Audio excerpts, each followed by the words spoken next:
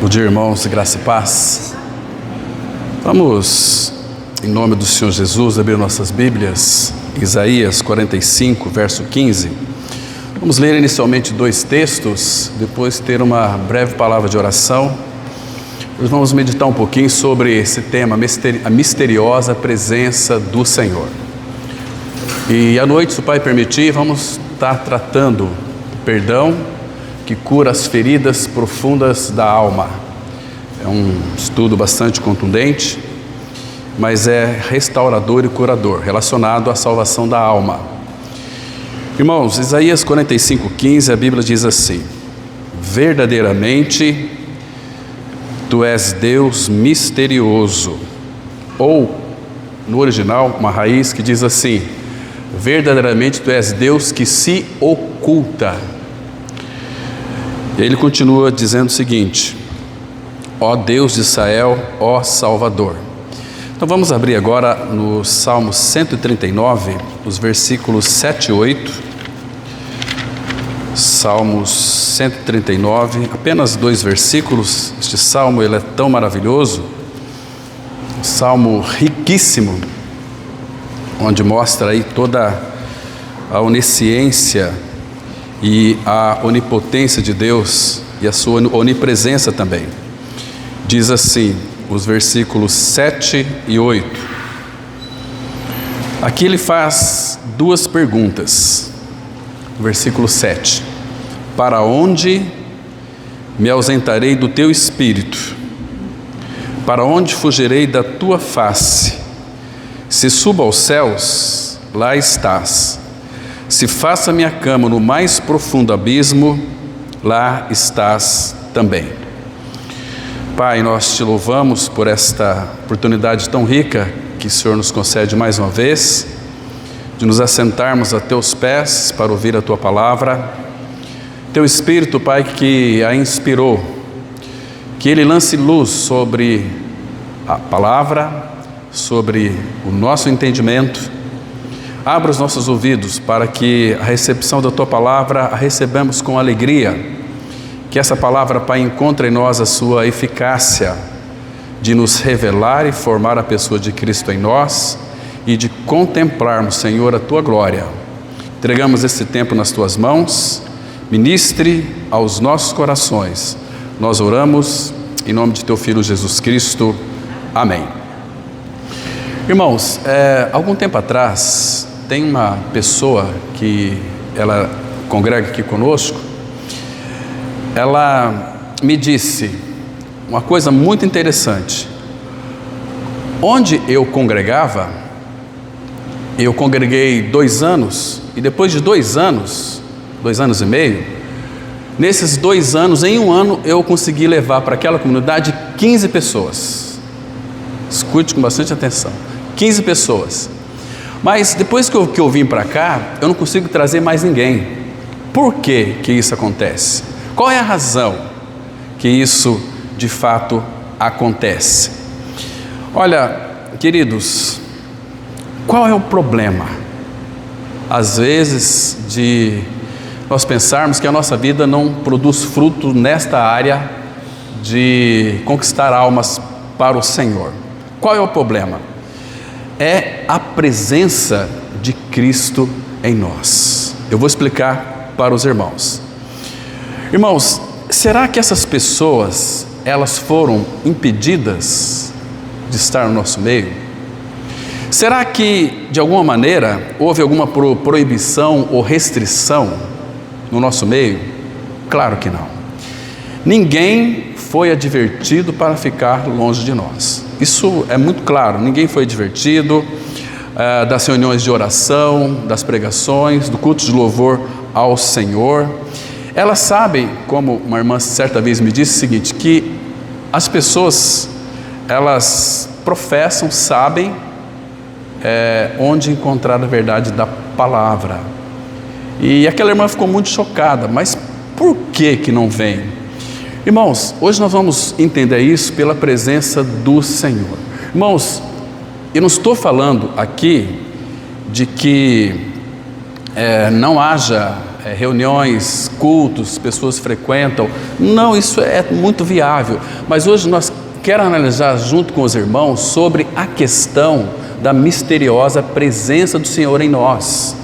Eu não sei se você tem essa percepção, porque às vezes nós vivemos como que se Deus, se Cristo, o Espírito Santo, não habitasse em nós.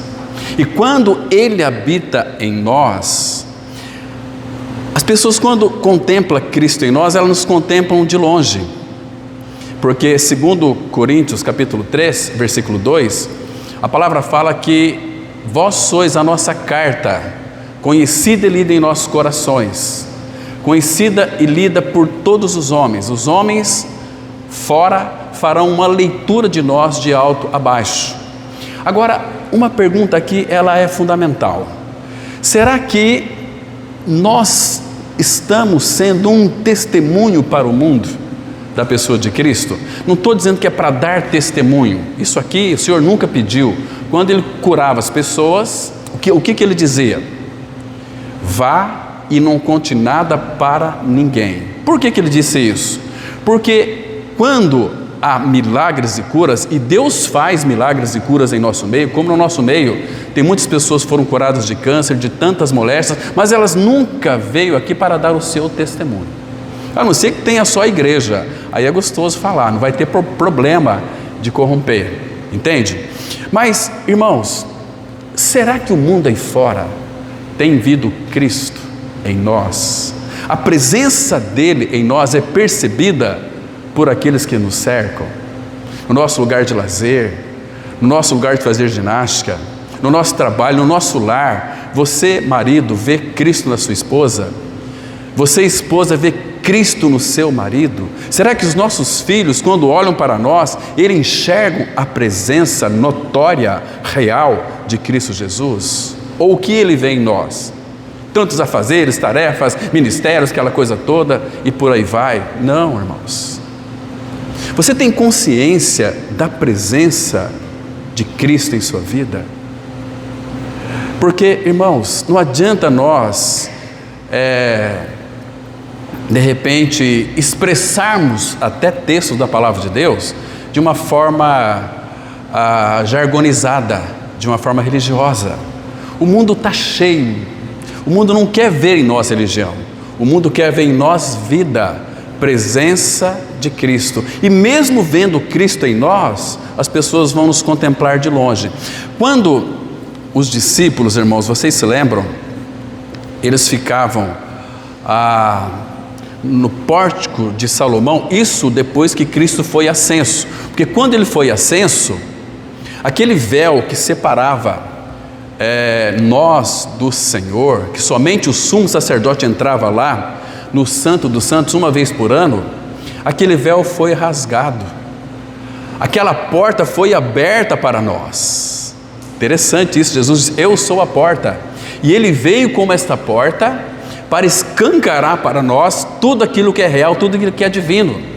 Tanto é que a palavra fala em João 1,16, que todos nós, presta atenção, irmãos, olha que versículo precioso, todos nós temos recebido da sua plenitude, ou seja, toda a complementariedade daquilo que é Deus, daquilo que é divino, nós temos recebido, irmãos. E não apenas isso, e graça sobre graça, João 1,16. E o apóstolo Paulo, ele vai escrever assim, em Colossenses capítulo 1 e também no capítulo 2, ele vai repetir a mesma palavra, que foi do agrado do Pai que nele, em Cristo, residisse, habitasse, olha que palavra linda agora, toda plenitude da sua divindade. E no versículo 12 do capítulo 1, Paulo vai dizer o seguinte, que nele vocês estão completos, ou aperfeiçoados, como está na nossa versão atualizada. Aperfeiçoado, que no grego é teleios. Teleios significa alguém que foi experimentado, que teve o caráter provado, alguém que é maduro em Cristo Jesus.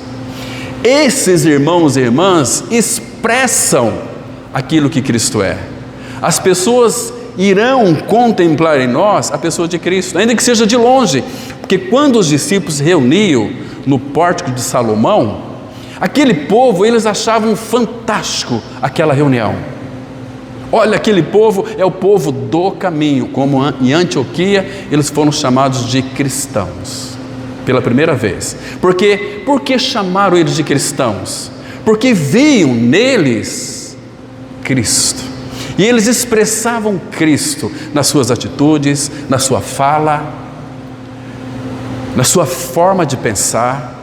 Entende, irmãos? Eles obedeciam antes ao Pai que habitava neles, que eles tinham consciência plena disso, que habitavam neles, fazia morada neles, eles eram habitação de Deus, então eles viviam uma vida, como diz lá 2 Coríntios, capítulo 5, 15, e Ele morreu por todos para que os que vivem não vivam mais para si mesmos, mas para aqueles que por eles morreu e ressuscitou. Então aquele povo contemplava de longe e achava tudo maravilhoso, mas eles não se aproximavam. Por quê, irmão? Por causa da presença de Cristo neles. E hoje, irmãos, não é diferente, irmãos. Deixa eu mostrar para vocês um texto aqui que vai ilustrar isso que eu estou dizendo. Abra lá em Atos dos Apóstolos, capítulo 5, vamos ler os versículos 12 e 13, muito interessante. E guarda, irmãos, esse versículo aqui, que ele é fundamental para a sua vida, você aprender que... Então eu respondi para aquela mulher, a nossa irmã, dizendo o seguinte: olha, é a presença dele em realidade espiritual que afasta as pessoas, porque Isaías 33, eu vou te mostrar depois o porquê também disto, o que a presença dele faz. Olha só, Atos capítulo 5, versículo 12, que diz assim, olha: muitos sinais e prodígios eram feitos entre o povo pelas mãos dos apóstolos. Agora escute aqui: e costumavam todos reunir-se de comum acordo no pórtico de Salomão. Eles reuniam lá no pórtico de Salomão, mas veja aqui o versículo 13: mas dos restantes ninguém ousava juntar-se a eles, porém o povo lhes tributava grande admiração. Não, Deus está presente junto com você. Nós sabemos que Deus está aqui na vida de vocês, mas eles não se ajuntavam, não se uniam, porque a presença de Deus em nós, irmãos, a gente vai ver depois alguns textos aqui, que para o ímpio é algo horroroso, é monstruoso. Você entende? Isaías 33 vai dizer o seguinte: quem habitará com o fogo consumidor? Quem habitará? Eles não tinham temor de Deus, eles tinham medo de Deus e têm medo de Deus até hoje. Mas quando eles conhecem aquele Senhor Jesus, aquele que criou todo este universo, que a presença dele é notória em todas as coisas criadas, porque ele é o primogênito de toda a criação. Tudo que foi criado partiu dele. Ele é o primogênito de toda a criação. Tudo que foi criado partiu dele, as sementes, as árvores, os animais, tudo foi criado por meio dele e para ele. Entende, irmãos? Deus o criou pela sua palavra, que é o Filho. Então, a presença dele, olha aqui, irmãos, que os restantes ninguém ousava juntar-se a eles, não queriam ter uma relação com eles, eles não ousavam. Porém o povo lhes tributava grande admiração. Olha só aqui, eles viam Cristo neles, mas não se chegavam até eles, porque, irmãos, quando de fato Cristo ele conquista um coração de uma pessoa, é porque verdadeiramente essa pessoa, ela de fato creu. Amados, vejam depois pelo YouTube, assistam o teor das pregações de hoje. Infelizmente, falando com muita dor no meu coração, Cristo está sendo esquecido no coração do seu povo. É buscar Deus, buscar poder de Deus, é um propósito de Deus, fazer aqui um plano para Deus. Meus irmãos, eu já ouvi pessoas falar que temos que fazer uma aliança com Deus, fazer um propósito com Deus, para que Ele então venha nos abençoar. temos que fazer isso, um jejum, oração, para que Deus, irmãos, nós temos que saber o que é jejum e oração, senão nós vamos estar tão distante de Deus o Pai. Leia depois Isaías 58, irmãos, que capítulo maravilhoso. Ele vai falar qual que é o jejum bíblico que ele quer e deseja, entende, irmãos? Agora, quando nós de fato compreendemos a cruz, compreender a cruz é uma coisa, ter uma experiência real com Cristo e a cruz é outra coisa totalmente diferente. Porque, irmãos, eu conheço aqui nessa cidade muitas pessoas que estão aí perdidas, angustiadas, amarguradas, que até pregavam Cristo e a cruz, que é o legado que o Espírito deixou para a igreja. 1 Coríntios 1, 23, nós pregamos a Cristo crucificado. Esta é a mensagem que genuinamente torna um homem e mulher filho de Deus em Cristo Jesus. Não tem outra possibilidade, não tem outro caminho para sermos habitados e termos a presença misteriosa do Pai em nós, é crendo, irmãos, que fomos inseridos no corpo de Cristo, e ali nós morremos junto com Ele para o pecado, sabendo isto, que o nosso homem velho foi com Ele crucificado, para que o corpo do pecado seja destruído, e não sirvamos mais ao pecado como escravos. Então nós morremos com o Senhor, mas não ficou na morte, não podemos ficar confessando a nossa morte em Cristo. Morremos para o pecado, fomos sepultados com Cristo. Mas, irmãos, o que mais evidencia a nossa justificação é aquilo que está escrito lá em Romanos 4, 25, que Jesus, Ele foi entregue por causa das nossas transgressões e ressuscitou por causa da nossa justificação. Oh, irmãos, que coisa linda! A ressurreição evidencia a justificação de um filho de Deus.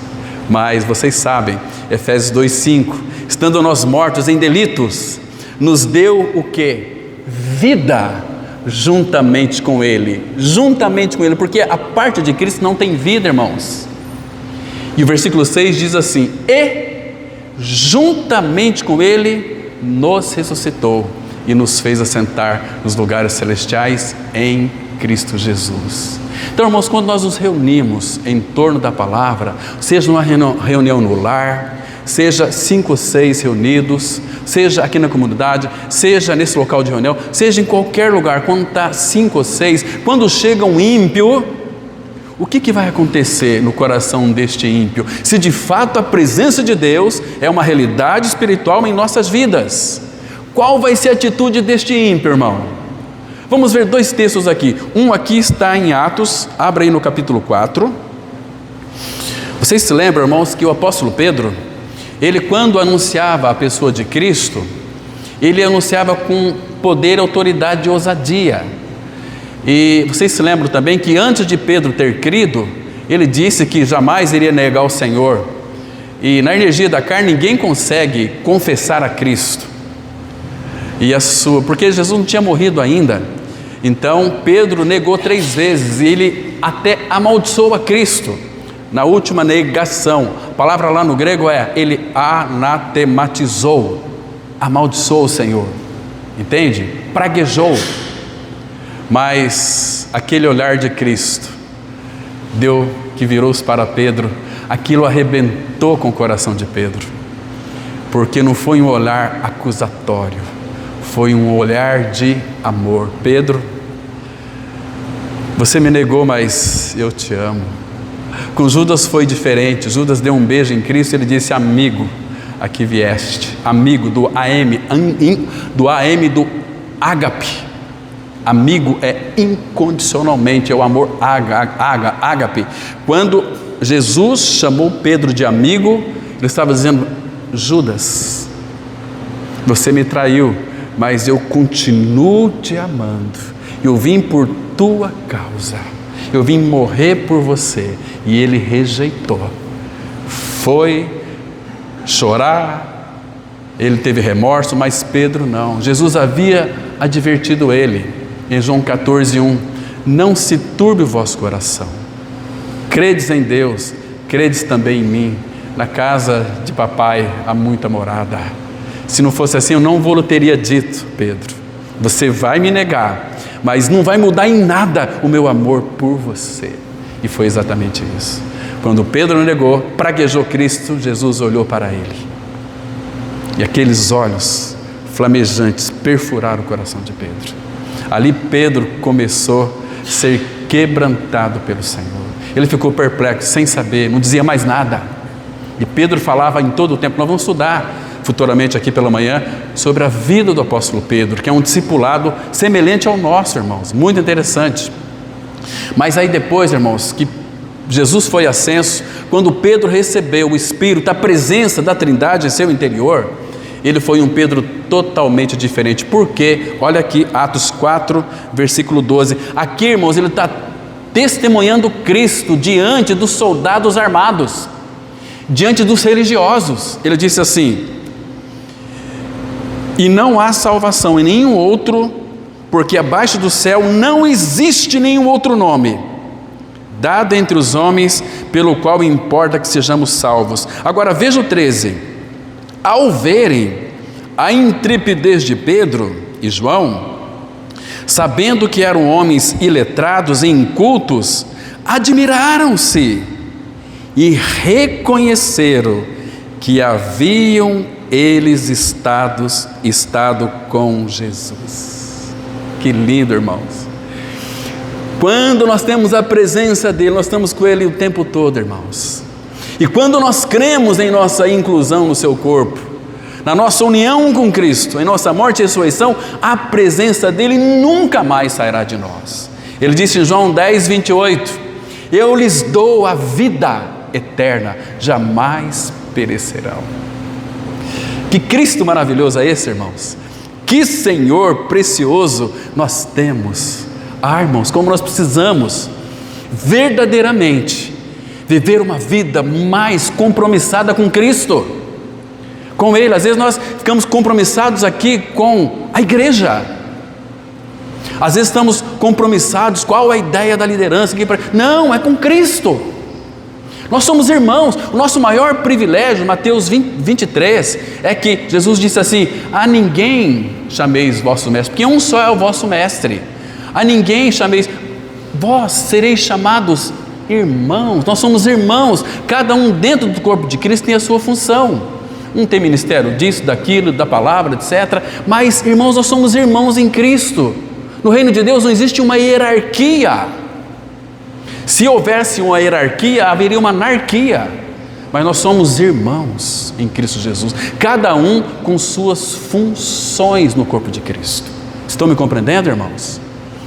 Se nós tivermos nossos olhos abertos e compreendermos que Ele habita em nós, do que nós mais precisamos? Paulo fala que Cristo é tudo. Tudo que você precisa e eu preciso está em Cristo Jesus. Mas nós queremos buscar no homem, mas nós queremos fazer negociata com Deus, troca de favores. Se eu fizer isso aqui, o Senhor vai me abençoar. Aí vem os líderes e falam para nós assim: você tem que fazer isso aqui, tem que fazer aquilo outro. Aí você faz tentando quebrar o coração de Deus. Deus não vai fazer troca. Não há nada que você faça mais para Ele te amar mais, e nem que você faça menos. Ele te ama você da mesma forma. Imagina só, e graças a Deus que isso está escrito, Jeremias 33, verso 3, com amor eterno eu te amei. Irmãos, você sabe o que é amor eterno? O amor que não tem começo nem fim, ele é eterno. Irmãos, e glória a Deus por isso, porque quando cremos no Senhor Jesus, Ele nos torna filhos de Deus. Lembra de 1 João 3,1? Vede que grande amor nos tem concedido o Pai. Agora escute: a ponto de sermos chamados filhos de Deus. Essa palavra grande amor, sabe o que ela significa? Grande amor ali significa que nós não somos deste mundo. Nós somos um povo, parece como que de outro planeta. Nós somos cidadão dos céus. Grande amor, o amor que veio do céu para nós, não no mundo, mas nos filhos que creram na obra consumada do Calvário.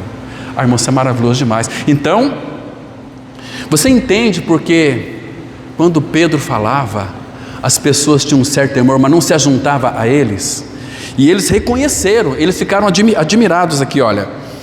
Verso 13: ao verem a intrepidez de Pedro e João, sabendo que eram homens iletrados e incultos, admiraram-se e reconheceram que haviam eles estado com Jesus. Quando foi que estavam eles com Jesus? O tempo todo. Mas Jesus algumas vezes chamou seus discípulos para um particular ali com ele. Lembra?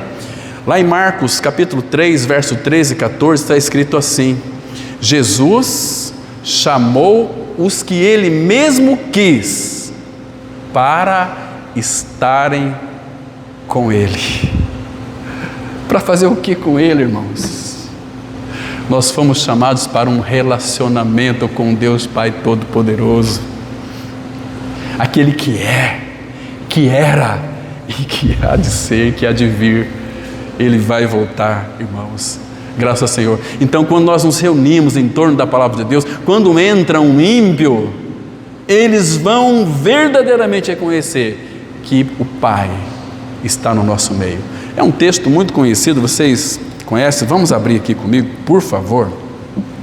É em 1 Coríntios capítulo 14, apenas o versículo 25. Esse versículo aqui ele vai mostrar claramente o que eu estou querendo dizer para os irmãos. 1 Coríntios 14, versículo 25, que diz assim.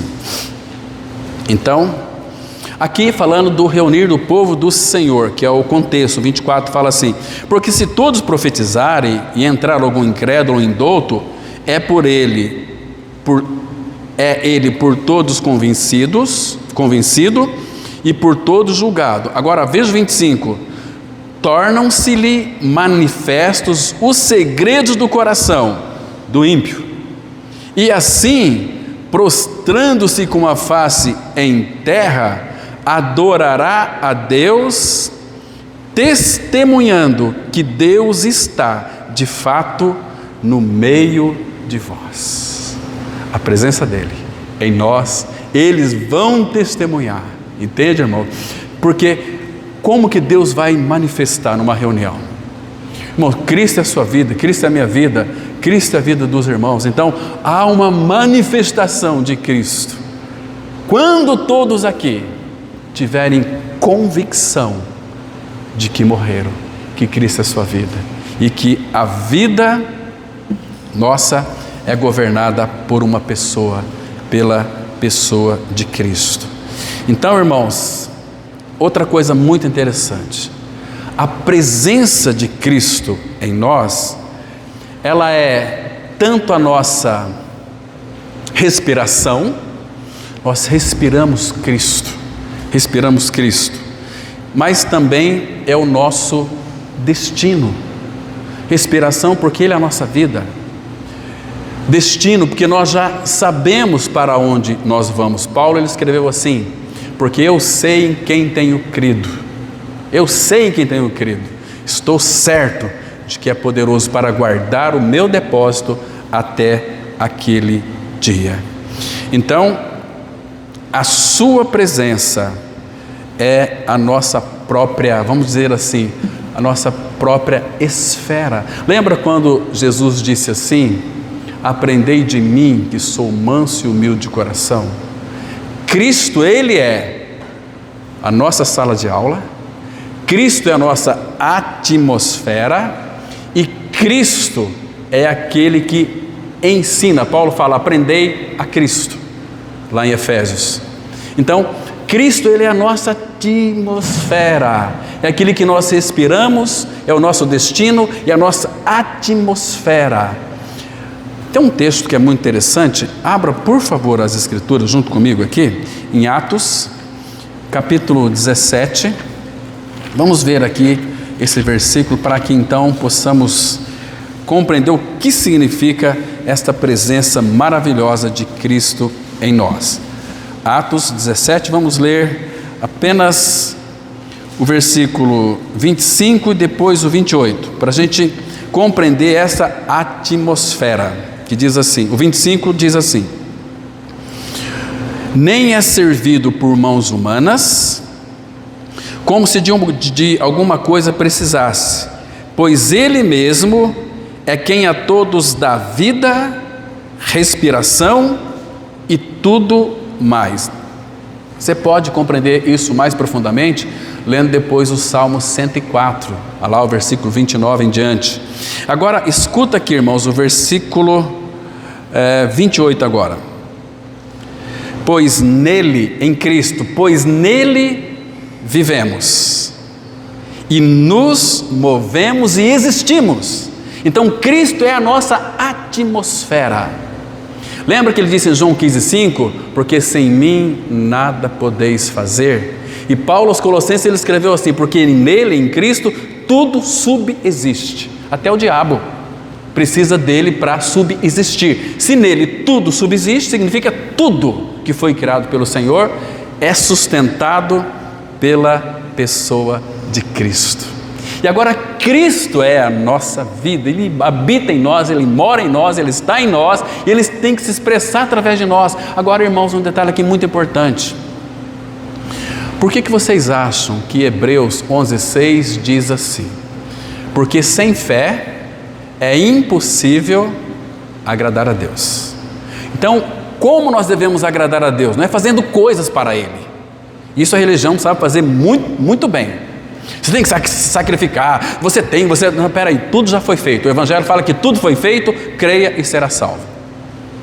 Entende, irmãos? Isso é descanso maravilhoso. Agora, se você deseja fazer algo para o Senhor, primeiro lugar, irmãos, às vezes Ele tem que trabalhar na sua vida 4, 5, 6, 10 anos. Às vezes Deus, para usar você apenas um dia, Ele trabalha na sua vida 40 anos para usar apenas um dia. Em Elias, que era um homem obediente, ele trabalhou 3 anos e meio, 1 Reis capítulo 17, para usá-lo apenas um dia. Deus enviou ele para o deserto, depois para a fornalha Sarepta, ou seja, era tribulação, uma pós-graduação em tribulação e um mestrado em tribulação e um doutorado em tribulação. Mas é o aperfeiçoamento do Senhor na vida daquela pessoa. É tão triste quando você vê, um filho de Deus, quando Deus começa a colocar as mãos na vida dessa pessoa, ela fala: Senhor, eu repreendo em nome de Jesus essa tribulação. Puxa vida, que lástima, que tragédia. Nós temos que compreender, antes de mais nada, que Ele quer levar eu e você ao fim de nós mesmos. Citei para vocês uma vez um exemplo de Moisés, vocês se lembram? Moisés, ele teve 3 fases de 40 anos. Quando Moisés completou 40 anos de vida, ele fugiu, porque ele tinha matado lá um egípcio, fugiu de lá do Egito e foi pastorear as ovelhas do seu sogro Jetro. 40 anos Moisés ficou atrás do deserto. O deserto já é terrível, atrás do deserto pior ainda. 40 anos pastoreando ovelhas. Moisés tinha 80 anos. Escute aqui, 80 anos. Muito bem. Quanto tempo Deus preparou Moisés para usá-lo? 40 anos. 40 anos ele aprendeu a ser um homem sábio, aprendeu todas as ciências do egípcio. A palavra fala em Atos capítulo 7 que ele era poderoso em palavras e obras. Tinha um homem de um conhecimento exponencial, mas de repente está pastoreando ovelha 40 anos. Imagina você, irmão, ouvindo ovelha, balido de ovelha de manhã à tarde e parte da noite. 40 anos. Então Moisés tinha 80 anos. Vocês sabem que o Salmo 90 foi o único salmo que Moisés escreveu. E no versículo 10 ele escreveu assim: a duração da nossa vida é de 70 anos. Escreveu lá. Então agora ele tinha 80 anos e Deus o chama para libertar o povo de Israel do Egito. Como é que Moisés se sentia, irmãos? nada. Quando Deus chamou em Êxodo 3, sabe o que ele respondeu para o Senhor? Quem sou eu? Aí Moisés parece que não havia entendido o que o Senhor tinha dito. Moisés, não é você, é eu em você. Depois, lá em Êxodo 33, ele fez uma pergunta para o Senhor: Senhor, tu me mandas subir com esse povo até Canaã, mas o Senhor não me mostra quem há de ir comigo? E lá em Êxodo 33, ele disse assim, respondendo a essa pergunta a Moisés: Moisés, a minha presença irá contigo e eu te darei descanso. Então, Moisés se considerava um homem morto. Ele tinha chegado ao fim dele mesmo. Então, irmãos, enquanto nós não chegarmos ao fim de nós mesmos, Deus não vai te usar. Você vai gastar energia achando que Deus me chamou, eu estou arrepiado, eu faço aquela... Não, irmãos. Quando é chamado pelo Senhor, a coisa é diferente. Você não vai querer aplausos, você não vai buscar reconhecimento, você vai fazer um trabalho para o Senhor. A glória vai ser para o Senhor, como Paulo escreveu. Portanto, quer comais, quer bebais, façais qualquer outra coisa, fazei tudo para a glória de Deus. E se nós não tivermos uma experiência com uma cruz, nós vamos fazer muita burrada, irmãos, fazer muitas coisas que o Senhor não pediu para nós fazermos. Nós nos envolvemos com muitas coisas onde Cristo não está envolvido. Por isso que vem cansaço, vem frustrações. Entende, irmãos? Quando é do Senhor, irmãos, é algo maravilhoso, é algo sensacional. Então, queridos, o mistério, esse mistério desse Deus que se oculta, ele reside em um Deus onipresente. Onipresente. Quando nós começamos a sair da centralidade de Cristo, sabe o que Ele faz conosco? Ele tira não a sua presença de nós, mas Ele tira o senso da sua presença. Cântico, capítulo 3, os 3 primeiros versículos vai mostrar que a sulamita perguntava: viu por acaso o meu amado? O amado está presente em todos os lugares, mas ela não achava ele. Hoje, irmãos, quando nós começamos a viver uma vida não devocional ao Senhor, não uma busca pela face dEle, por uma intimidade dEle, para viver uma vida devotada a Ele, inteiramente para Ele, irmãos, é como que Ele tira o senso da presença. Não, se você creu na sua morte e ressurreição com Cristo, você é filho de Deus, não tenha dúvida, mas se você almeja que a presença dele seja manifesta através de você, irmãos, você precisa cultivar nesses últimos dias leitura da palavra de Deus, tempo de oração com ele, não pedir coisas para ele. Tem uma irmã que ela não veio hoje, ela testemunhou para mim aqui na quarta-feira, sabe, pastor Cláudio, recentemente você falou sobre essa questão de cuida das coisas do Senhor, que das coisas tuas Ele vai cuidar. Então, quando eu comecei a cuidar dos filhos dos outros, Deus começou a cuidar dos meus filhos. Que coisa linda que é, irmãos. Entende? Então, você sabe aqueles desejos do teu coração, que você tem, que deseja realizar? Não fique pedindo para Deus, que Ele não está tanto preocupado com teus planos, não. A preocupação dele é com os planos dele para a sua vida. Esses planos dele sobre a sua vida, muitos não querem nem saber, nem têm conhecimento. Ai, Senhor, abençoa meu plano, abençoa isso, e vai e se frustra. Não estou dizendo que não pode fazer plano, precisa-se fazer planos, mas coloca diante dele, espera para ver se ele aprova isso ou não, se é da vontade dele ou não, para que não, porque se não for da vontade dele, ele vai lhe frustrar. E a frustração ela é tão maravilhosa, irmãos, até que nós venhamos a aprender que Ele é Deus Todo-Poderoso. Mas, irmãos, Ele que é onipresente, está presente em todos os lugares. Para onde fugirei do Teu Espírito ou da Tua presença? Ela está em todos os lugares. Mas, irmãos, mas intimamente falando, Ele está presente dentro, no interior de um homem e de uma mulher regenerado, daquele que morreu e ressuscitou com Cristo. Aí Ele habita genuinamente. Você pode afirmar que é um cristão de verdade. Você vê que hoje as pregações são voltadas para o teu propósito. Deus tem que abençoar a tua coisa. Espera aí, não fomos chamados para isso, irmãos. Você acha que Ele tirou do império das trevas para a sua maravilhosa luz? Para quê?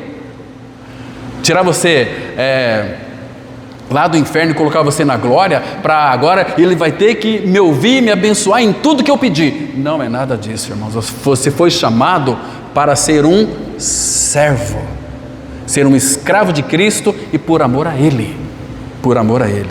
Então, e a presença dEle em meio às nossas realidades concretas do dia a dia, ela é a essência da nossa jornada aqui na face da terra. Como Ele mesmo disse lá em Hebreus 13:5. Na nossa jornada aqui, irmãos, sabe o que Ele disse? Presta atenção. Hebreus 13:5. Seja a vossa vida sem avareza, sem um desejo, não fique colocando um desejo mórbido por ter coisas deste mundo. Irmãos, este mundo está julgado e condenado pelo Senhor. Como que você quer aqui fincar suas estacas? Nós pertencemos a outro mundo. Ou você nunca leu Filipenses 3, versículo 20?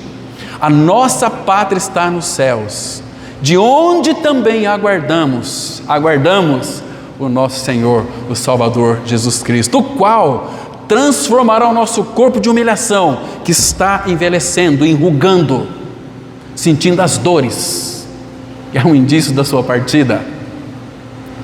Nós estamos morrendo, mas nós temos a vida, e glória a Deus por isso. Mas nós temos uma promessa muito linda, em João 11:25, Jesus disse assim: eu sou a ressurreição e a vida, quem crê em mim, ainda que morra, viverá. E todo que vive e crê em mim, não morrerá eternamente. A morte, essa morte que vamos ter que passar, Ele já venceu por nós. Paulo fala assim, 1 Coríntios 15, onde está, ó morte, a tua vitória? Onde está, ó morte, o teu ferrão? Tragada foi a morte pela vitória. Graças a Deus que nos dá a vitória por intermédio de Jesus Cristo. E Ele habita em nós, irmãos. Que maravilhoso é o nosso Senhor. Ele está em nós, Ele habita em nós, Ele quer se expressar através de nós, irmãos. Isso é precioso demais. Então, seja a vossa vida sem avareza. Olha a nossa jornada. Seja a vossa vida sem avareza. Onde? Neste mundo. Porque Ele tem dito: nunca te deixarei, jamais te abandonarei. Oh, irmão, que Cristo maravilhoso. É empolgante falar dele, é empolgante expressá-lo. Como não vamos, irmãos, viver uma vida para Ele, as ordens do nosso Senhor? Irmãos, nós achamos muito interessante a salvação, mas Ele quer ter o seu governo em nossas vidas, Ele quer governar as nossas vidas. Aí, quando isto ocorrer, quando Cristo for o nosso governo, você pode, talvez, se for da vontade dEle. Imagina alguém chega para você está em uma intimidade com o Senhor, cheio da palavra, cheio do Espírito, chega lá chorando. Não sei, Deus mandou vir falar com você. Você, um domingo depois do almoço. Pois não, o que foi que aconteceu? A minha filha de 16 anos morreu. O que eu faço? Eu estou desesperado. O que você faria? Oraria ao Pai. E se de repente o Pai fala assim: vai lá, ressuscita ela, como Pedro fez com Dorcas, lembra? Atos 9. Tabita, mandaram chamar Pedro. Pedro foi lá, mas Pedro não sabia se era da vontade de Deus que ressuscitasse Dorcas ou não. Lembra de Atos 9? O que Pedro fez? Mandou sair todo mundo da sala, se ajoelhou e orou ao Pai. Qual foi a oração de Pedro? Pai, é da tua vontade que ela volte à vida? É. Então, Tabita, levanta-te. Aí chamou o povo, deu comida para ela. Já pensou, irmãos? Se Deus lhe dá esse privilégio, isso tem um preço. É a intimidade com Ele, leitura da palavra, uma vida para Ele. Deus é o Deus de milagres. É o Deus que ressuscita defunto. Leia a biografia de Jesus dos 4 evangelhos. Quando é que foi que Jesus participou de um velório? Nenhum. Lá em Lucas capítulo 7, aquela história me empolga. Por quê, irmãos? Porque aquela viúva ia sepultar o seu filho. Ela estava descendo. Imagina como estava o coração daquela viúva, dilacerado. Talvez sem nenhuma perspectiva de vida, sem nenhuma esperança. Talvez ela até pensava em se suicidar. Mas, graças ao Senhor, por providência divina, vinha vindo Jesus e os seus discípulos. O Senhor contemplou, irmãos, coração, aflição, angústia daquela mãe, daquela viúva que tinha perdido o marido e perdeu o seu filho agora também. O que ele fez? Mandou parar, tocou no esquife do caixão e disse para o seu filho levantar: vê, o teu filho vive. Que alegria, irmãos, que privilégio, irmãos. Nós temos a vida de Cristo em nós e nós vivemos uma vida, ou procuramos uma vida confortável neste mundo. Jesus disse assim: no mundo tereis aflições, mas o que a gente se vê mais é: no mundo tereis aflições, mas tem de bom ânimo. Mas Jesus, antes, nesse versículo, ele diz assim, João 16, 33, tenho-vos dito estas coisas para que em mim vocês tenhais paz. No mundo vocês vão ter aflição, mas nós temos paz em meio às aflições. O mundo tem aflição, não tem paz, por isso que há muitos suicídios. Mas nós temos uma paz que é Cristo. Isaías 9 vai dizer que a nossa paz, que é Cristo, é uma paz sem fim. E nós temos uma segurança eterna por causa da presença dele, irmãos. Abram comigo, por favor, em Isaías capítulo 32. Vamos recordar aqui esses versículos maravilhosos, que diz assim, Isaías 33, vamos ler do 17 até o 19. Isaías 32, verso 17 e o 18, que diz assim: o efeito da justiça será paz. Claro, irmãos, vocês sabem que Cristo morreu e ressuscitou. Paulo fala e interpreta para nós em Romanos 5:1, justificados, pois mediante a fé temos paz com Deus. Romanos 6:7 fala, aquele que morreu justificado está do pecado. Se nós formos justificados, temos paz. Então, o efeito da justiça, o efeito da obra da cruz será paz. Então nós temos Cristo, nós temos paz. Efésios 2,14 fala que Ele é a nossa paz. É uma paz sem fim. Então, escute aqui. O efeito da justiça será paz. E o fruto da justiça, o que procede da nossa justificação, porque somos filhos de Deus agora em Cristo, e Deus, quando amou o mundo, as pessoas em Cristo, Ele também se responsabilizou a cuidar daquele que Ele regenerou. Ele nunca vai nos deixar perdidos no caminho, irmãos. Então, o efeito da justiça e o fruto da justiça, repouso, serenidade, tranquilidade e segurança para sempre. Irmãos, segurança não é hoje, amanhã ou depois, é para sempre. E continua dizendo, verso 18: o meu povo, não o mundo, o meu povo habitará em moradas de paz, em moradas bem seguras e em lugares quietos e tranquilos, ainda que haja saraivada, não cai o bosque, não importa, vocês habitarão. Qual que é essas moradas bem seguras? Jesus disse lá em João 17, 23, eu neles. Irmãos, o Todo-Poderoso habitando em nós. Como que não vamos ter paz? Como que Ele não vai tranquilizar, serenizar, refrigerar a nossa alma tão inquieta? refrigera a minha alma. Guia-me pelas veredas da justiça, por amor do seu nome. Ainda que eu ande pelo vale da sombra da morte, não temerei mal nenhum. Por quê? Porque tua presença está comigo. Ele é luz, Ele é a vida, Ele é o nosso tudo, irmãos. Que Cristo, Ele disse assim também lá em Mateus 28:20: e eis que eu estou convosco todos os dias, até a consumação dos séculos. Vontade de dar uns pulos aqui hoje, irmãos do céu, de alegria, porque Cristo é a nossa vida. Que maravilha é isso, irmãos. No Antigo Testamento, Deus nunca, a presença do Senhor nunca deixou o seu povo, sempre estava acompanhando o seu povo. Lá Paulo vai dizer, 1 Coríntios 10, versículo 4, que eles bebiam da rocha, a rocha que os seguia, e aquela rocha era Cristo. Agora, abra comigo lá em Êxodo, capítulo 13, vamos ver aqui que lindo que é. E aquele povo era um povo contumaz, era um povo rebelde, era um povo de coração duro, era um povo malacafento, era um povo de meia sola, eram uns crentes tudo mequetrefe, mas a presença dele era o povo do Senhor.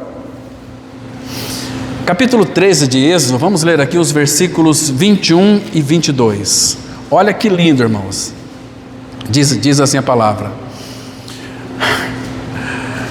Aqui o 20 também. Tendo, pois, partido de Sucote, acamparam-se em Etã, à entrada do deserto.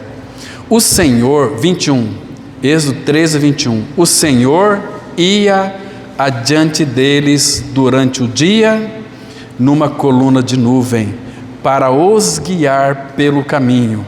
Durante a noite, numa coluna de fogo, para os alumiar, a fim de que caminhassem de dia e de noite. Agora o versículo 22, ele faz nosso coração vibrar de alegria, porque está escrito assim: nunca se apartou do povo a coluna de nuvem durante o dia, nem a coluna de fogo durante a noite. E hoje Cristo é a nossa vida. Ele disse: estou convosco todos os dias, até a consumação dos séculos. Irmãos, você vê quão precioso é o nosso amado Senhor, irmãos. Quão precioso Ele é. Irmão, em todas as circunstâncias, guarde bem isso, Ele estará sempre conosco. Vocês se lembram quando Elias buscou o Senhor, depois que ele fugiu de Jezabel, ele fugiu de Deus, e ele entrou, vocês se lembram, ele naquela caverna, ficou ali. Então uma das manifestações, esperando ali, uma das manifestações dramáticas de Deus, provavelmente seria no vento, foi no terremoto e no fogo. Então Elias, quando vê aquele vento, Elias disse: é o Senhor, vento, aquele vento impetuoso. O Senhor não estava no vento. De repente vê aquele terremoto, aquele estrondo, agora é Deus, vem tremendo a terra. O Senhor não estava no terremoto. De repente vê aquele fogo, é a presença dele. Deus é fogo consumidor, Ele está aí. Deus não estava no fogo. Aí de repente ouve-se um cicio, tranquilo, suave e sereno. Era o Senhor. É no silêncio. Mas para que Ele de fato fale conosco, Ele fala sempre, irmãos, mas para que a gente perceba a presença dEle em nós, precisamos de silêncio. Neste mundo é tão agitado, a gente traz essas agitações para dentro de nós. Irmãos, nós temos que ler aquele Salmo 46 e meditar. Ele diz assim, 46, vou ler o 1 e o 2, que diz assim: Deus é o nosso refúgio e fortaleza. Escute: socorro bem presente nas tribulações. Ainda que a terra se transtorne, os ventos, as águas, há um Deus, Deus está no meio dela, não será abalada. E chega no versículo 10, ele diz assim: aquietai-vos e sabei que eu sou Deus. Aquietai-vos. Quando nós vivemos uma vida de quietude diante do Senhor, a leitura da palavra fará para mim e para você, irmãos, muita diferença. Será algo de fato extraordinário, maravilhoso, irmãos. Mas a nossa alma, ela é muito agitada. Ela precisa aprender a descansar no Senhor. Irmãos, este é um assunto aqui da presença dele que não se esgota em apenas um estudo da palavra. Toda a Bíblia fala da presença dele em nós. Então, que nós sejamos pessoas diligentes, irmãos, e não sejamos negligentes em ler as Escrituras e buscar uma intimidade com ele, buscar a face dele, porque eu e você, nós estamos como que inalando a presença dele neste exato momento, inalando, bebendo Cristo, comendo Cristo. Quem de mim se alimenta, por mim viverá. Uma vez que nós respiramos a sua presença. Nós não sentimos a presença dele, mas cremos na presença dele. Eu estou sentindo a presença de Deus. Sai de perto dessa pessoa. Nós não sentimos, nós cremos na presença dele. Você sente alguma coisa quando você confessa que eu já estou crucificado com Cristo? Se você sentir, nós temos que sair correndo de perto, porque você vai gritar muito, colocar uns cravos na sua mão e pés. Estou crucificado com Cristo, é pela fé. E vivo não mais eu, mas Cristo vive em mim. Não estou dizendo que ele vai destruir os nossos sentimentos, não, mas os nossos sentimentos. E tem muita gente querendo viver por sentimentos, não por fé. A Bíblia diz que o meu justo viverá pela fé, é crendo que ele habita em mim. Ele não vai destruir a tua personalidade, nem os teus sentimentos. Jesus chorou. Quando nós estamos orando, todas as vezes que eu oro uma vida de intimidade, não tem como não chorar. Se desboca em lágrimas, porque, olha, eu já li a Bíblia mais de 50 vezes, praticamente decorei a Bíblia, mas irmãos, quando ele nos visita, dá um toque com o Espírito Santo, vale para mais de 70 anos, 50 anos de estudos, um toque do Senhor apenas. Ele é maravilhoso, é um dos nomes dele. Ele é tão maravilhoso, irmãos. Ele é tão presente. A presença dele tem que fluir através dos nossos poros, dos nossos olhos. Olhar para as pessoas com misericórdia, com amor, não condenando, mas amando. Para que você acha que ele nos amou? A palavra fala que o amor de Deus é derramado em nossos corações pelo seu Espírito. Para quê? Para nós amarmos. Deus vai amar as pessoas do mundo através de nós, como Deus nos amou através de Cristo. Não vai pensar, não fique iludido não, que Deus amou o mundo. Qual mundo que Deus amou? Pessoas. Mas Deus ama o pecador, o ímpio. Ele abomina o pecador, o ímpio. Ele nos amou em Cristo Jesus. Se você não está em Cristo, você está fora do amor de Deus. Quem nos separará do amor de Cristo? Será tribulação? Será angústia? Será principado, potestade? Porque estou bem certo que nem a vida, nem a morte, nem principado, nem potestade, nem anjo, nem poderes, nem futuro, presente, nada poderá nos separar do amor de Deus que está em Cristo. O amor de Deus está em Cristo e Cristo está em nós. Romanos 5 fala que o amor de Deus é derramado em nossos corações pelo Espírito que nos foi outorgado. Nós temos a presença dele em nós. Cristo é a nossa vida, irmãos. É a presença dele. Onde está Cristo, está o Pai, está o Espírito, está a palavra. Então, nós não sentimos a sua presença, nós cremos na presença dele em nós. Agora, vamos encerrar, vou ler mais um versículo e fazer uma pergunta. Você conhece mesmo a presença dele? Vamos abrir no Salmo 97. E nós vamos encerrar aqui, irmãos. Salmos 97. Vamos ler o versículo 5. Presta atenção. Mas eu conheço tanto a presença dele em mim. Será que conhece mesmo? Olha a presença dele, irmãos. Salmo 97, versículo 5. O problema nosso é que nós lemos Bíblia e não meditamos na Bíblia, não estudamos a palavra. Diz assim, Salmo 97, versículo 5. Escute com atenção. Derretem-se como cera os montes na presença do Senhor.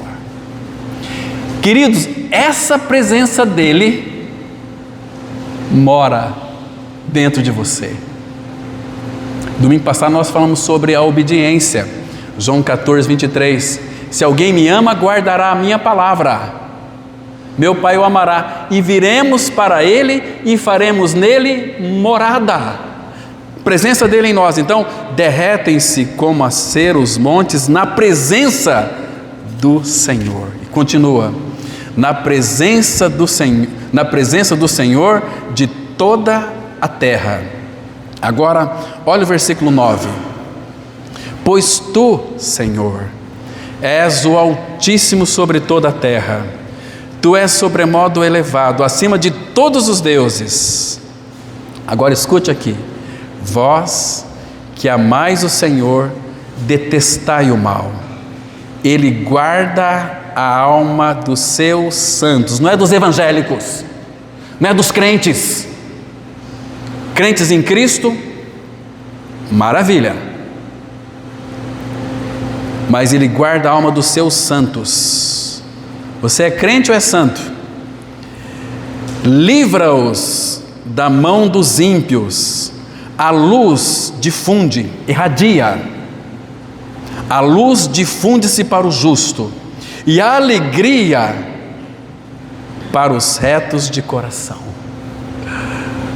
Alegrai-vos no Senhor, ó justos, e dai louvores ao seu santo nome. Para onde fugirei da sua presença, se ela está em nós? Irmãos, que Deus continue falando aos nossos corações e revele cada dia mais, impregne essas verdades em nossos corações, para que nós jamais venhamos nos desviar delas. Amém? Vamos ter uma palavra de oração. Pai, muito obrigado pelo privilégio que o Senhor nos dá de abrir as Escrituras e lê-la e desfrutá-la e sermos edificados com liberdade. Continue, Pai, falando conosco. Teu falar é tão maravilhoso. Teu falar, ó Pai, é inconfundível. Pai, obrigado pela Tua presença em nós. Obrigado porque o Senhor tem tido muita paciência conosco. O Senhor é longânimo. Obrigado, Pai, porque em Cristo o Senhor tem nos abençoado de uma maneira sublime e especial. Obrigado por esse tempo. Frutifica a Tua palavra em nossos corações. Oramos agradecidos em nome do Senhor Jesus Cristo. Amém. Graça e paz, irmãos. Bom almoço, bom churrasco.